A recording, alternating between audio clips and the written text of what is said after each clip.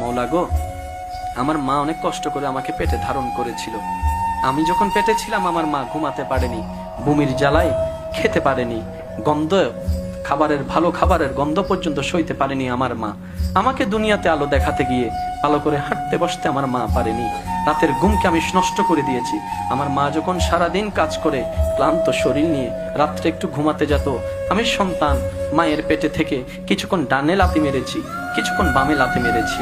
আমার সে লাথির যন্ত্রণায় আমার মা ব্যথা পেলেও কখনো উ শব্দ করেনি।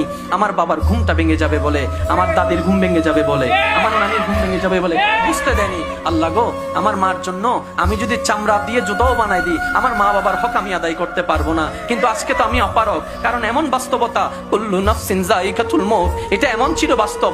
চোখের সামনে থেকে সন্তানকে আজরাইল যখন নিয়ে যায়, মালাকুল মউত যখন নিয়ে যায়, কারো ধরে রাখার ক্ষমতা থাকে না। আল্লাহ গো, আমার মা এতদিন আমার কাছে ছিল, দূরে থাকলো মাটা বাবাটা আমার কাছে ছিল, সন্তানটা আমার কাছে ছিল।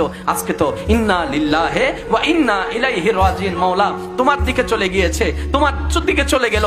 আল্লাহ, আমার মার জন্য আমি কিচ্ছু করতে পারি নাই, বাবার জন্য কোনো অবদান রাখতে পারি নাই, সন্তানের কোনো সেবা করতে পারি নাই। আল্লাহ, আমি দোয়া করছি সন্তান হয়ে, আল্লাহ আমার মা আমার বাবাকে তুমি ভালো রাখিও, শান্তিতে রাখিও, দয়া করিও সেরকম যেভাবে আমার উপর দয়া করেছিল, মায়া করেছিল ছোট্ট অবস্থায়। এদিকে সন্তানের হাত উঠবে, এদিকে রবের দয়া উন্মুক্ত হবে, জাহান্নামী হলো আল্লাহ চাইলে দয়া করে জান্নাতি বানাই দিবে।